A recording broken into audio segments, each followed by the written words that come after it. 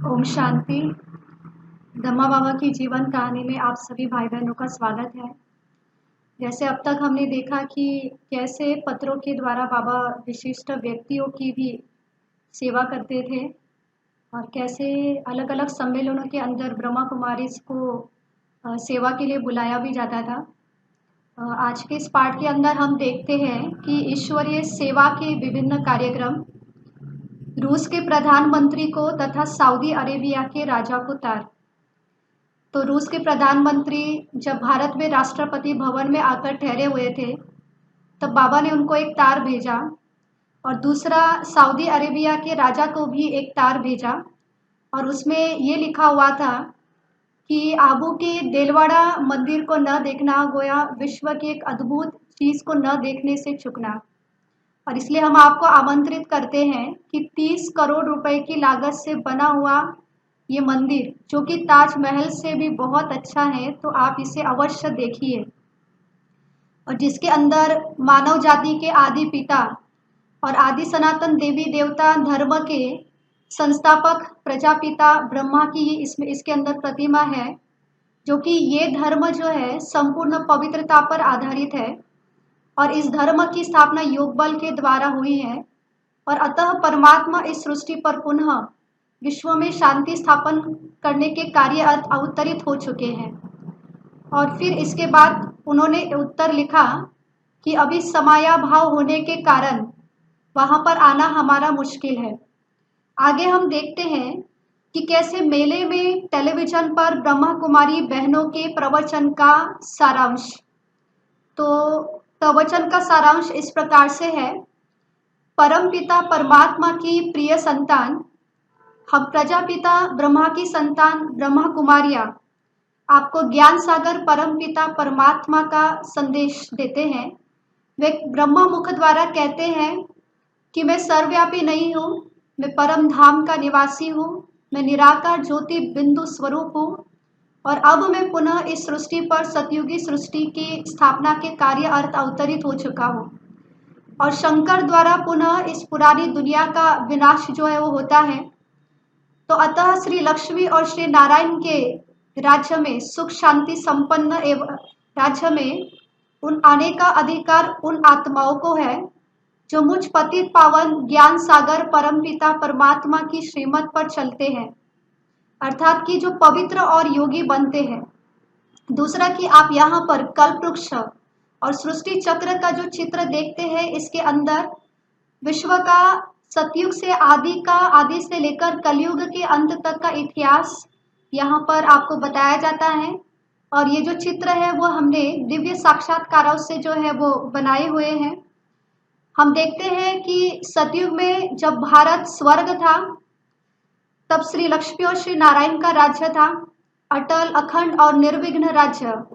और अभी भारत एकदम कंगाल, दुखी और मोहताज हो गया है।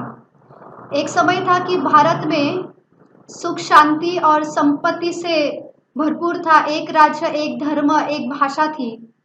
और अभी चारों तरफ अनेकानेक भाषाएं हैं, अनेक राज्य हैं, अनेकानेक मतांतर है और इस कारण सर्वत्र लड़ाई झगड़े चल रहे हैं। और इसलिए पुनः परमात्मा इस सृष्टि पर सतयुगी दुनिया की स्थापना का कार्य जो है वो कर रहे हैं।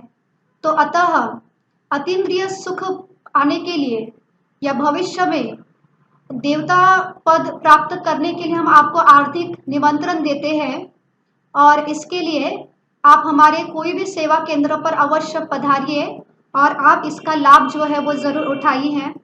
तो इस प्रकार से प्रवचन का ये सारांश जो है हमने देखा।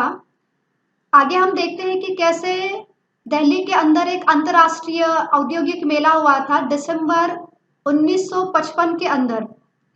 तो उसके अंदर एक टेलीविजन स्टूडियो भी था जिसके अंदर ब्रह्मा कुमारी ईश्वरीय विश्वविद्यालयों के प्रतिनिधि भाषण करते थे और कल्पवृक्ष के चित्र के ऊपर व्याख्या करने का उन्हें कई बार अवसर भी प्राप्त हुआ। और दूसरा कि ये दिल्ली के अंदर अपने प्रथम श्रेणी में ये पहली बार ये जो प्रदर्शनी ये हुई थी और जगह जगह टेलीविजन स्क्रीन भी लगी हुई थी। टेलीविजन पर भी बहुत से भाई बहनों को ये कल्पवृक्ष का चित्र देखने का और इसकी व्याख्या सुनने का सौभाग्य प्राप्त हुआ था। और लाखों लोगों ने जो है ये प्रदर्शनी जो है वो देखी। और दूसरा कि हजारों संख्या में कल्पवृक्ष के चित्र और उसकी भाषण की जो प्रतियां हैं वो लोगों के बीच जो है वो बांटी गई थी। और ये अति विशाल प्रदर्शनी और मेला कई एकड़ भूमि के अंदर फैला हुआ था। और इस मेले के अंतर्गत एक स्टॉल था जिसके अंदर एक थोड़ा सा भाग मिला था, जिसके अंदर ब्रह्मा कुमारी द्वारा एक दिव्य प्रदर्शनी जो है वो सजी हुई थी। और जिसके अंदर ज्ञान युक्त और अनुभवी भाई बहने व्याख्यान करते थे। और समूहों में कई लोग इस चित्रों को प्रदर्शनी को देखने के लिए और सुनने के लिए आते थे। तो इस प्रकार से आध्यात्मिक प्रदर्शनी का ये पहला लघु प्रयोग था। तो आगे हम देखते हैं मुंबई में वेदांत सम्मेलन। 30 जनवरी 1956 में मुंबई में एक बहुत बड़ा वेदांत सम्मेलन हुआ था, जिसके अंदर ब्रह्मा कुमारी ईश्वरीय विश्वविद्यालय को भी सम्मिलित किया गया था, उनको भी निमंत्रण भेजा गया था। और इसके अंतर्गत हम देखते हैं कि कैसे प्राय शंकराचार्य के अद्वैत मत वाले सन्यासी भी पधारे हुए थे। निर्मल स्वामी जी तथा अन्य सन्यासी भी वहां पर पहुंचे हुए थे। और उन्होंने अमृतसर में ब्रह्मा कुमारी बहनों के प्रवचन भी सुने हुए थे।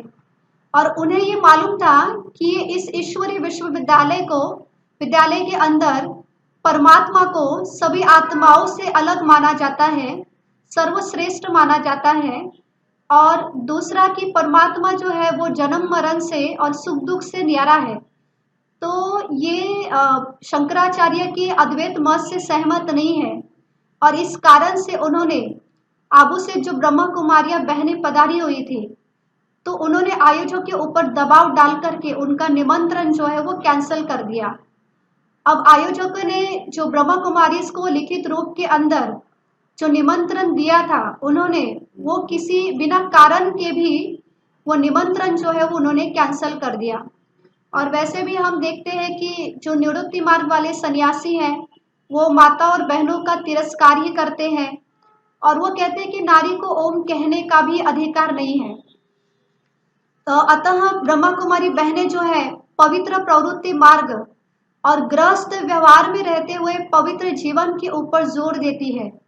और इसी विरोधाभाव के वश में होकर के उन्होंने उनका जो निमंत्रण है वो समाप्त कर दिया। अब ब्रह्मा कुमारी ईश्वरीय विश्वविद्यालय के संपर्क में कई लोग आ रहे थे और उससे वो लाभान्वित भी हो रहे थे। अब वो आयोजकों से मिलते हैं और वो उन लोगों को कहते हैं कि इन आई हुई बहनों के उच्च अनुभव जो है वो जनता को उसका लाभ मिलना चाहिए। और जिन सन्यासियों ने दबाव डाला है उन सन्यासियों को भी हमसे मिलाओ, ताकि हम उनको ये कह सकते हैं कि जो कहते हैं कि सभी में एक ही आत्मा है और जो अद्वैत मत वाले हैं, तो आज उनके अंदर ये द्वैत मत कैसी पैदा हुई। और आखिर आयोजकों ने ब्रह्मा कुमारियों का भाषण जो है वो रखा। और मंच मंत्री ने मंच से ही उन्हों के नाम जो है वो उन्हों के नाम की घोषणा कर दी। परंतु बहनों को देरी से सूचना मिलने के कारण वो घोषणा के बाद पहुंचे और मंच मंत्री ने उनको बहुत ही सम्मान से उनको बिठाया। और फिर उसके अंदर भारत सरकार के मंत्री गुलजार लाल नंदा जी वो भी पहुंचे हुए थे, उनका भी भाषण था। और उसके अंदर भारत साधु समाज उसके लिए एक प्रस्ताव भी रखा गया।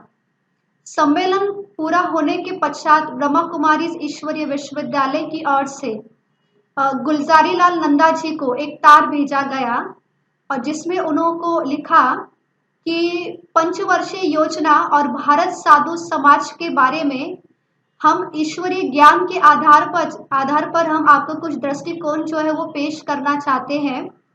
और तुरंत दूसरे दिन मतलब 16 फरवरी 1956 के अंदर उनका तार आता है कि आप कल ही बिरला मंदिर दिल्ली के अंदर होने वाली बैठक में आप अवश्य पधारिए। और ब्रह्मा कुमारीज के प्रतिनिधि दूसरे दिन वहां पर पहुंचते हैं और 20 फरवरी 1956 में गुलजारी लाल नंदा जी, जो कि भारत की योजना मंत्री थे, उनके निवास पर ही उनको कुछ सुझाव दिए गए कि द्वितीय पंचवर्षीय योजना और भारत साधु समाज, इसके ऊपर उनको कुछ सुझाव भी दिए गए और उनको बाद में वो लिखित रूप में भी दिए गए और उसकी कई प्रति साइक्लोस्टाइल करा के विशिष्ट लोगों को भी भेजी गई। और उसका यही सार था कि उसमें ये लिखा हुआ था कि गांधी जी स्वतंत्र संग्रामों के दिन में कहा करते थे कि अच्छे लक्ष्य की पूर्ति के लिए अच्छे साधन होने भी आवश्यक है। और द्वितीय पंचवर्षीय योजना के मसौदे की भूमिका में आपने ये लिखा है कि इसको तैयार करने में हम भारत की प्राचीन संस्कृति और मर्यादा अध्यात्म के ऊपर आश्रित है, परंतु इसमें इस मसौदे के अंदर तो आध्यात्मिकता की पूरी अवहेलना की गई है।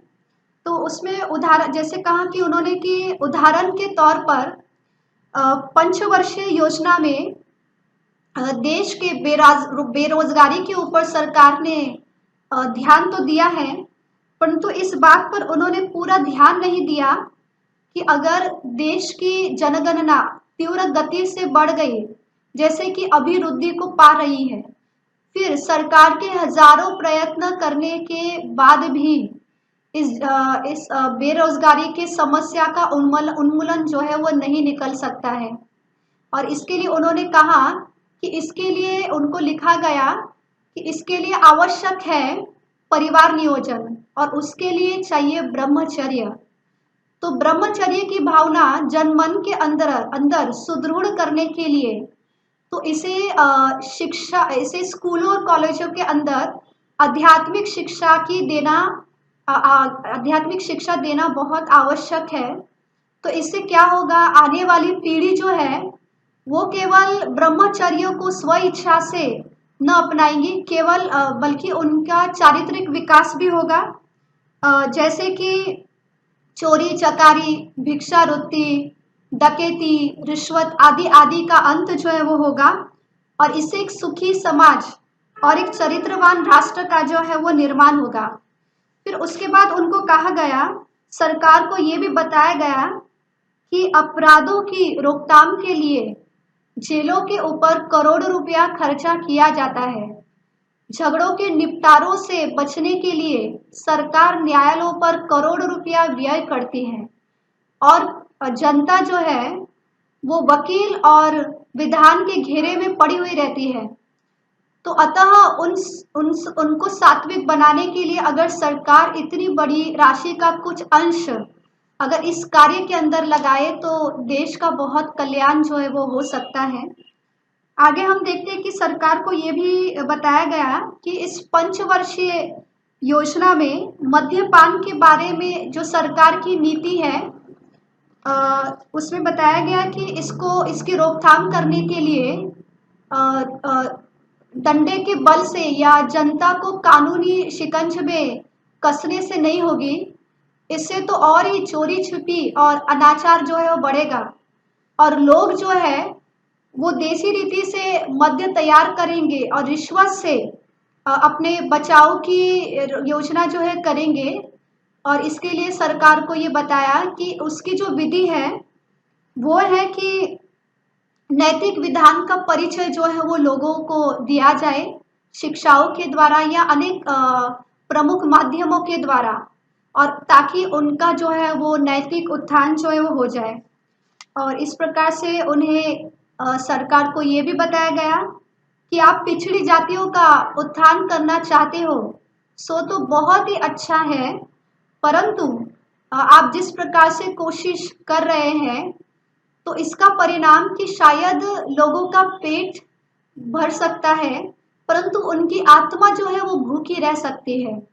और इसके लिए सरकार को, जैसे आज हम देखते हैं कि जो धनी लोग होते हैं वो निर्धनों का शोषण करते हैं, तो उनके अंदर ये बात भली भांति बिठानी चाहिए कि हम सभी आत्मा एक परमात्मा की संतान है तो उससे उनकी दृष्टि और वृत्ति बदल सकती है और उनके अंदर भातृत्व प्रेम और भातृत्व भाव और दिव्य प्रेम जो है वो जग सकता है। और इससे उनकी कार्य क्षमता तथा आचार का स्तर जो है वो ऊंचा उठ सकता है। तो इस प्रकार से कई तरीकों से आध्यात्मिक शिक्षा का महत्व जो है वो दर्शाया गया। अच्छा, उन्हें ये भी लिखा गया कि जैसे अनेकानेक भाषाएं होते हुए भी संविधान में एक एक राष्ट्रभाषा को स्थान देने का विधान है, ऐसे भारत के अंदर अनेकानेक धर्म होते हुए भी भारतवासियों की अधिकांश संख्याओं का आदि सनातन जो धर्म था, तो उसकी शिक्षा, उस धर्म की शिक्षा देने का प्रबंध जो है वो सरकार कर सकती है। और वैसे भी सरकार जो है अपने आप को धर्मनिरपेक्ष मानती है, और परंतु दूसरी ओर वो हिंदू कोड बिल आदि आदि भी बनाती हैं। और इस मामले को लोग वैसे भी एक धार्मिक मामला ही मानती है। और इसलिए अगर सरकार धर्म के लिए अगर कुछ करना भी चाहते हैं तो वो कर सकती है, भले दूसरे धर्म वाले अपनी धर्म की शिक्षा भी देते रहें। उन्हें ये भी बताया गया कि वास्तव में धर्म तो एक ही है, और वो है अहिंसा, सहनशीलता, ब्रह्मचर्य और परमात्मा के साथ पिता और पुत्र का संबंध जो है वो सिखाता है।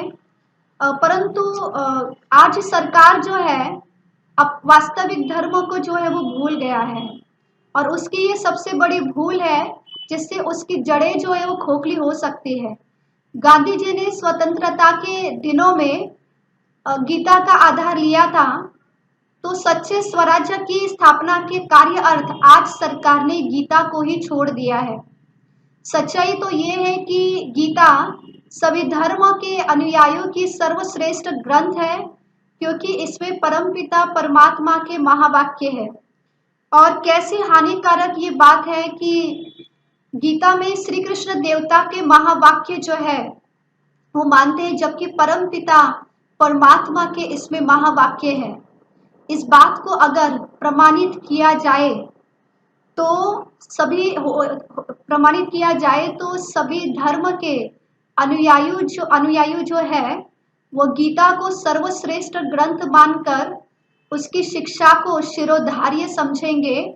और इसके लिए हम सरकार को ये कहते हैं कि सरकार एक आयोग निश्चित करे, और जिसके अंदर एक न्याय और नियमों से परिचित कुछ धर्म परायण और निष्पक्ष व्यक्ति इस बात का निर्णय करे, और हम उनको भली भांति उनको हम ये समझाएंगे कि गीता ज्ञान देने वाला स्वयं परम पिता परमात्मा है। तो इस बात को हम उनको ये प्रमाणित कर देंगे, तब सरकार सभी शिक्षा स्थानों में धर्म की शिक्षा देने की व्यवस्था करे, ताकि भारत देश का जो है कल्याण हो जाए। तो इस प्रकार से विभिन्न रीति से सामान्य जनता को ईश्वरीय संदेश, शिक्षा, सावधानी और चेतावनी जो है वो दी जा रही थी, और काफी संख्या में लोग जो है ब्रह्मा कुमारी ईश्वरीय विश्वविद्यालय के संपर्क में आ रहे थे, उससे लाभान्वित भी हो रहे थे। और साथ साथ ब्रह्मा कुमारी बहनें अपने अनुभव से उन्हें ज्ञान से भी लाभान्वित कर रही थी, और उनका योग जो है परमात्मा के साथ जोड़ने के कार्य में वो तत्पर थी।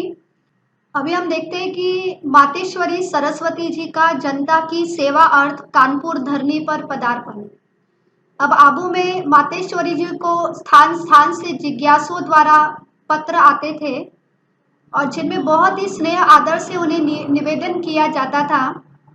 वो कहते थे कि दिव्य गुणों की मूर्ति माँ हमारे नगर में पधारे और हमारे जीवन के अंदर भी दिव्य गुण भर दे। वो माँ को लिखते थे कि माँ, वो प्यारी माँ, अति मधुर माँ, इस नगर में हम चिरकाल से आपकी राह देख रहे हैं कि हमारी माँ अभी आई कि आई। माँ, आपने इतनी देरी क्यों लगाई? कहते थे कि शीतला मैया, आपके आने से इन विकारों की अग्नि में जले हुए नगर के जनमन को शीतलता मिलेगी। आपकी ज्ञान बिना से सुषुप्त आत्माएं जो है वो जग जाएगी। और ये ज्ञान सितारे ज्ञान चंद्रमा के बिना शोभा नहीं देते हैं।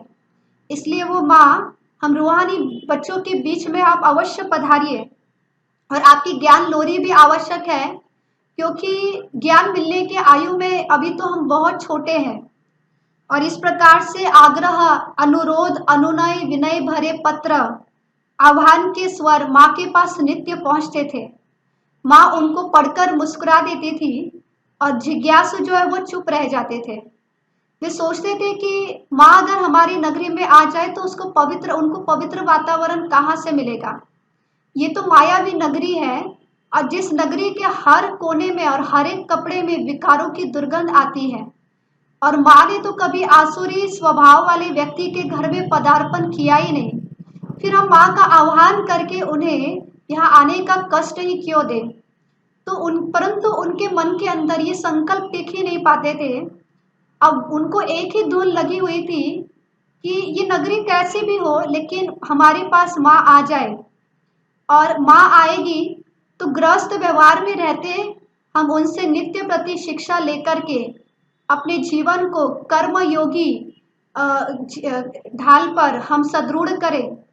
और आबू में और चार दीवारी में तो है ही पवित्र वातावरण, परंतु इस मायावी नगरी के अंदर हमारी अवस्था योग युक्त तो हो जाए, और यही तो हमें चाहिए। और इसके लिए अगर माँ आ जाए तो और ही सोने में सुगंध भर जाए। तो आखिर वो दिन आ गया नवंबर 1956 में, कानपुर धरनी पर मधुबन ईश्वरीय तपोवन से माँ जो है पहली बार इस धरनी पर आ पहुंची। कानपुर में मातेश्वरी जी का स्वागत। दादी विश्व मोहिनी जी जो कि गुरुदासपुर में ईश्वरीय सेवा में तत्पर थी, तो वो लिखती है कि मातेश्वरी जब कानपुर में पधारी तो बहुत दैवी रीति से भव्य उनका स्वागत जो है वो किया गया। और माँ जितने दिन भी कानपुर में रही तो उनकी ज्ञान बिना सुनने के लिए ईश्वरीय नियमों का पालन करने वाले भाई बहनें जो है वो पहुंचते थे। और दूसरा कि नगर के विशिष्ट लोग दिन भर में अध्यात्म संबंधी प्रश्न हल कराने के लिए उनके पास आते थे। और साथ साथ समाचार पत्रों के प्रतिनिधि भी उनसे भेंट वार्ता करते थे, और माँ की अनूठी वाणी का सार जो अपने समाचार पत्रों में छपाते थे। तो इस प्रकार से जैसे daily telegraph, Hindustan times, Dainik Jagran, स्वतंत्र भारत, एडवांस प्रदीप इत्यादि नाम विशेष तौर पर उल्लेखनीय है। और इस समाचार पत्रों के अंतर्गत उनके अनेक लेख, भेंट वार्ता और कई समाचार जो है वो छपे हुए थे। मोटे रूप से उसके जो शीर्षक रहे हुए थे, जैसे कि वो शीर्षक है विश्व एवं व्यक्तिगत शांति, पृथ्वी पर स्वर्ग उतरने वाला ही है, जगदम्बा सरस्वती के प्रवचन, सुख शांति की प्राप्ति का सहज उपाय, आदि आदि। अभी आगे हम देखते हैं स्पष्ट शब्दों में ईश्वरीय संदेश। अब इस पे स्पष्ट रूप में ये बताया गया है कि मातेश्वरी जी कहती है कि परमपिता परमात्मा इस धरती पर पुनः सतयुग की सृष्टि की स्थापना करने के कार्य अर्थ अवतरित हो चुके हैं। और दूसरा वो कहती है कि इस कलयुगी आसुरी दुनिया के विनाश के लिए एटम बॉम्ब, मुसलों, प्राकृतिक प्रकोपों तथा गृह युद्धों द्वारा उसकी तीव्र गति से तैयारी जो है वो चल रही है। और निकट भविष्य में विनाश ज्वाला जो है वो प्रज्वलित होने वाली है। और जैसे कहा कि विश्व एवं व्यक्तिगत शांति के बारे में उन्होंने कहा कि आज लोग जो है स्थायी शांति के लिए अनेकानेक प्रयत्न भी करते हैं, साधनाएं भी करते हैं, परंतु उन्हें सफलता नहीं मिलती है। और दूसरा कि यज्ञ, सम्मेलन, शासन प्रणालियों में भी वो परिवर्तन लाते रहते हैं, परंतु उसमें भी वो असफल रहे हैं। तो इससे ये बात प्रमाणित होती है कि वो अशांति के मूल कारण को जानते ही नहीं, और वो इसी भ्रांति के वश में है कि ग्रह युद्ध, विश्व युद्ध जो है वो रुक जाए, और इससे ही शांति जो है वो स्थापन हो सकती है। तो अतः ये जो समय चल रहा है, इस समय में अपने जीवन को श्रेष्ठ बनाने का एक बहुत ही महत्वपूर्ण ये समय है। और दूसरा, विश्व में शांति तब आ सकती है जब हर एक मनुष्य के मन के अंदर शांति हो। और मनुष्य, क्योंकि मनुष्य जो है वो समाज की एक इकाई है, परंतु मनुष्य के मन में भी पूर्ण रूपेण शांति तब आ सकती है जब सारे विश्व के अंदर शांति हो जाए। तो कैसे, इस प्रकार से माँ ने जो है स्पष्ट शब्दों में ईश्वरीय संदेश जो है वो दिया। कानपुर में मातेश्वरी जी की मधुर ज्ञान वीणा की मधुर स्वलहरी, इस विषय में दादी आत्मा इंदिराजी कहती है कि इस अवसर पर कानपुर में एक विशाल सभा का भी आयोजन किया गया था और वो दृश्य भी देखने जैसा था। चारों ओर एक अद्भुत शांति थी और नगर के विशिष्ट लोग, बुद्धिजीवी लोग भी इस सभा के अंदर शामिल हुए थे। और जो मंच है वो बहुत अच्छे से सजा हुआ था और काफी ऊंचाई पर भी था। अभी सभी लोग माँ की प्रतीक्षा कर रहे थे और उनके जो नेत्र थे वो प्रवेश द्वार पर लगे हुए थे जहां से माँ को पधारना था। आखिर सभी की प्यारी माँ जो है वो आ गई और जैसे माँ जैसे सभा के अंदर पधारे तो उनके चाल में एक प्रकार का निरालापन भी था और उनका मुख कमल जो है वो जैसे सदा खिला हुआ ही रहता था। अब माँ ने श्वेत आसन धारण कर लिया और वातावरण में कुतूहल सा था कि देखिए माँ अभी क्या कहती है। और मंच मंत्री जो है वो पहले तो आवाज से बैठे रहे, शायद वो सोच रहे थे कि सरस्वती माँ की जो महिमा है वो किन शब्दों में की जाए, परंतु सरस्वती माँ की उपस्थिति होने के कारण उनके वाणी में भी एक जैसे अद्भुत पूर्व प्रवाह जो है वो चल रहा था। अब घोषणा होने के बाद पहले तो माँ मौन में रही। अब सरस्वती माँ मौन में रही तो इसके पीछे भी जरूर कुछ रहस्य होगा। और परंतु माँ की प्रभु प्यार से भरे हुए नेत्र मानो जैसे इशारों इशारों में ही माँ सभी वत्सों को कह रही थी कि संसार के विषय विकारों से अभी भी मन भरा नहीं है। जिस प्रभु को मिलने के लिए हम इतनी मेहनत कर रहे थे, अब जब वो आया है तो उससे आत्ममिलन करने के लिए या पवित्र बनने के लिए अभी भी मन के अंदर चाव नहीं है। माँ जैसे अंतर्राष्ट्रीय भाषा में कह रही थी कि बस अभी बहुत हो गया, अब चलने की तैयारी करो उस प्रभु के पावन नगरी में, उस पावन वातावरण में। अब जैसे माँ का मुख नहीं बोल रहा था परंतु नयन बोल रहे थे और जो नयन है वो भ्रुकुटी में स्थित आत्मा के बहुत ही नजदीक थे।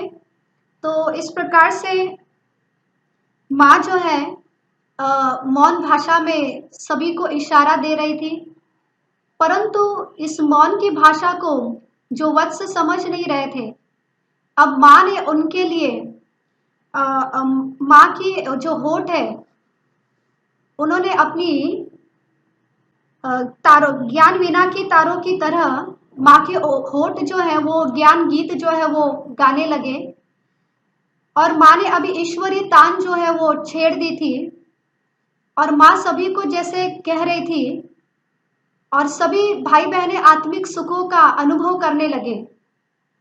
और वो ऐसा अनुभव कर रहे थे कि जैसे मरुस्थल में किसी प्यासे पथिक को प्यास लगी और उसको शीतल जल का प्याला अगर मिल जाए तो उसके प्राणों की रक्षा हो। तो इस प्रकार से सभी इस सुखमय अवस्था का अनुभव कर रहे थे और माँ ने पहली बार यज्ञ से बाहर जाकर के ये सेवा की और जनमन को ईश्वरीय संदेश जो है वो दिया। अभी हम देखते हैं मातेश्वरी जी का दिल्ली में पदार्पण। तो इसी प्रकार से जगह जगह से मातेश्वरी जी को निमंत्रण आने लगे और दिल्ली में भी उनको निमंत्रण आया हुआ और माँ ने उस निमंत्रण को स्वीकार किया। अब जब वो दिन आ पधारा, जब रेलवे स्टेशन पर बहुत बड़ी संख्या में ब्रह्मावत्स जो है वो वहाँ पहुँचे हुए थे और सभी श्वेत वस्त्रधारी और सभी हर्षित मुख थे। स्टेशन पर जो यात्री आते थे और उनके साथ उनको छोड़ने के लिए जो मित्र आते थे, जब वो देखते थे तो वो सोच में पड़ते थे कि आज यहाँ पर क्या होने वाला है और ये सभी इतनी संख्या में इकट्ठे क्यों है। तो उनके मस्तक पर एक प्रश्न चिन्ह बना हुआ रहता था। तो ब्रह्मा कुमारी भाई बहने उनको ईश्वरीय साहित्य दे करके माँ का परिचय भी देते थे और उनके चेहरे पर भी वो मुस्कुराहट आती थी और उत्सुकतावश वो भी वहाँ ही रुक जाते थे माँ को देखने के लिए। अभी सभी का ध्यान जो है वो गाड़ी की आने की दिशा पर था। अब देखो गाड़ी छक छक करते हुए आ रही है और सभी ब्रह्मा वत्सों वत्सों के नयन जो है वो माँ को देखने के लिए जैसे तरस रहे थे और माँ भी अपने कंपार्टमेंट के द्वार पर खड़ी हुई बच्चों को निहारने के लिए मुस्कुराती हुई खड़ी रही। और जैसे माँ का वहाँ पर पहुँचना हुआ तो सभी का मन ये गा रहा था कि हमारी माँ है, हमारी माँ आ गई। और ये ज्ञान वीणा वादिनी सरस्वती माँ है, जो चित्रकार हंस वाहिनी विद्या वाहिनी के रूप में इनका चित्र जो है अंकित करते हैं। तो धन्य है हमारे नयन और धन्य है हमारी जीवन की घड़िया, ये पल, मतलब वो अत्यंत सुखमय पल था। उसका हम वर्णन ही नहीं कर सकते कि माँ ने दिल्ली में बच्चों के बीच पदार्पण जो है वो किया हुआ था। फूल मालाएं मना करने के पर भी वो लेकर के आए थे और वो माँ को अभी पुष्पमाला समर्पित ही करने वाले थे, परंतु माँ का वरद हस्त उठा और उनको रोक दिया। वे सोचने लगे कि माँ ऐसा क्यों करती है। भक्ति मार्ग में तो हमने जड़ मूर्तियों के ऊपर पुष्प तो अर्पित किए, परंतु हमको संतुष्टि नहीं हुई, और जबकि साकार में माँ हमारे सम्मुख है। तो माँ ने उनको कहा कि मुझे ये फूल नहीं चाहिए, मुझे तो आप जैसे चैतन्य चैतन्य फूल चाहिए। आपने शिव बाबा के ज्ञान से अपने आप को कांटों से फूल तो बनाया हुआ होगा। और इस प्रकार से माँ सभी को देख रही थी। बस चौथा ही मिनट नहीं हुई तो सभी जोर जोर से बोलने लगे कि हाँ माँ, हमने शिव बाबा के ज्ञान से अपने जीवन को कांटे से फूल जो है वो बनाया।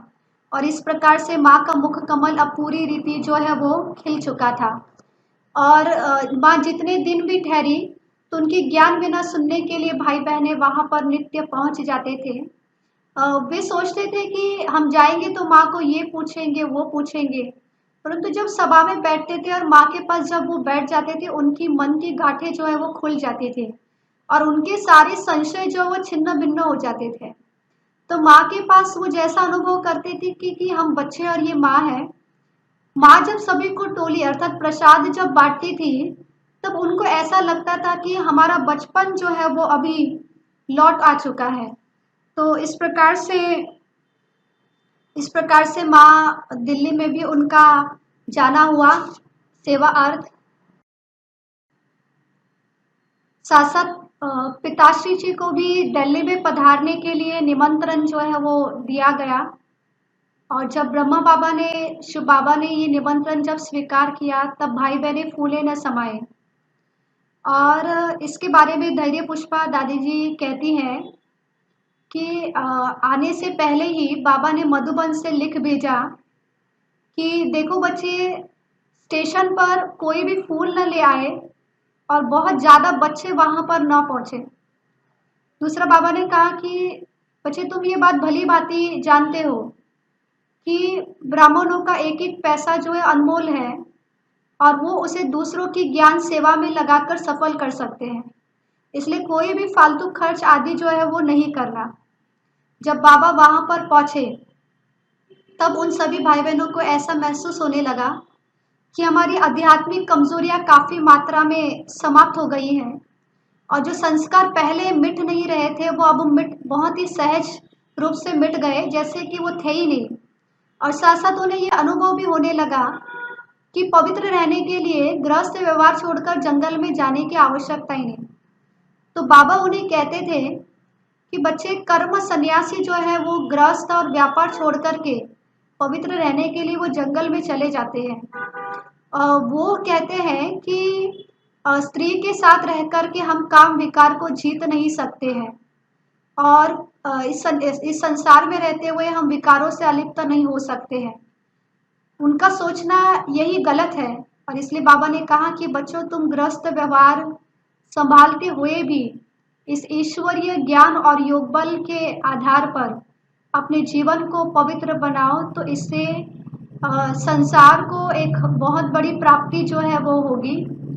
और साथ साथ बाबा ने कहा कि देखो, आपको आज ईश्वरीय ज्ञान देने की सेवा में जो ब्रह्मा कुमारियां बहनें निमित्त है, इन्हें तो पवित्र रहने का अधिकार नहीं मिलने के कारण मजबूरी से उन्हें घर बार जो है वो छोड़ना पड़ा, और इन्हों पर तो सितम ढा ढा कर हुए, और ये कदम जो है उनको मजबूरी से लेना पड़ा। वरना गीता के भगवान शुद्ध पवित्र शुद्ध प्रवृत्ति मार्ग ही स्थापित करते हैं। वो घर बार छुड़ाने नहीं आते हैं, जबकि वो घर को स्वर्ग बनाने आते हैं। तो इस प्रकार से मातेश्वरी जी का भी दिल्ली में पदार्पण हुआ, और पिताश्री भी वहाँ पर, फिर उनको भी वहाँ आने का निमंत्रण जो है वो मिला। और इस प्रकार से जगह जगह जनमन की सेवाएं जो है, ईश्वरीय सेवाएं शुरू हुई। और आगे हम देखते हैं कि कैसे अलग अलग मंदिरों के अंदर भक्तों को संदेश देने के लिए कैसे बाबा ने पत्र जो है वो छपाए थे, उन तक ईश्वरीय संदेश जो है वो पहुंचाया। अच्छा, सभी को ओम शांति।